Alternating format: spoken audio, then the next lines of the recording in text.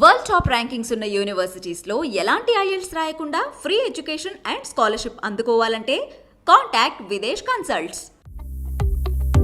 ఈరోజు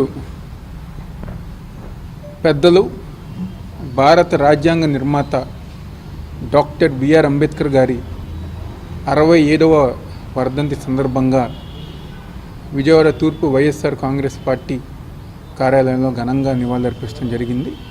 ఈ కార్యక్రమంలో 2వ డివిజన్ కార్పొరేటర్ నిర్మల్ కుమారి గారు, 3వ డివిజన్ కార్పొరేటర్ సోదరిమణి ప్రవళిక గారు, SCCL రీజనల్ కోఆర్డినేటర్ కిరణ్ గారు, అదేవిధంగా 2, 3 డివిజన్ కార్పొరేటర్ అధ్యక్షులు కానివ్వండి, డివిజన్ నాయకులు కానివ్వండి, తూర్పు నియోజకవర్గ నాయకులు కానివ్వండి, ప్రతి ఒక్కరి గారు ఈరోజు ఈ కార్యక్రమంలో పాల్గొనడం జరిగింది. ప్రతి ఒక్కరి గారు ఘనంగా నివాళులర్పించారు.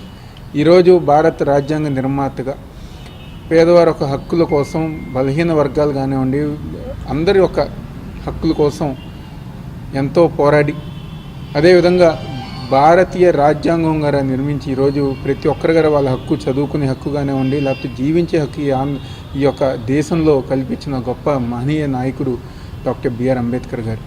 ఈరోజు అలాంటి నాయకుడు ఏదైతే పేద వర్గాలు బాగుండాలి, ప్రతి ఒక్కరి గారు రాజ్యాధికారం రావాలని చెప్పి ఏ విధంగా అయితే కృషి చేశారో, ఏ విధంగా అయితే పోరాడారో, ఈరోజు భారతదేశంలో మరీ ముఖ్యంగా ఆంధ్రప్రదేశ్ రాష్ట్రంలో జగన్మోహన్ రెడ్డి గారు ఒక నాయకత్వంలో డాక్టర్ బిఆర్ అంబేద్కర్ గారు ఒక ఆశయాలకు అనుగుణంగా పరిపాలించే నాయకుడు ఉన్నారంటే అది వైఎస్ జగన్మోహన్ రెడ్డి గారు.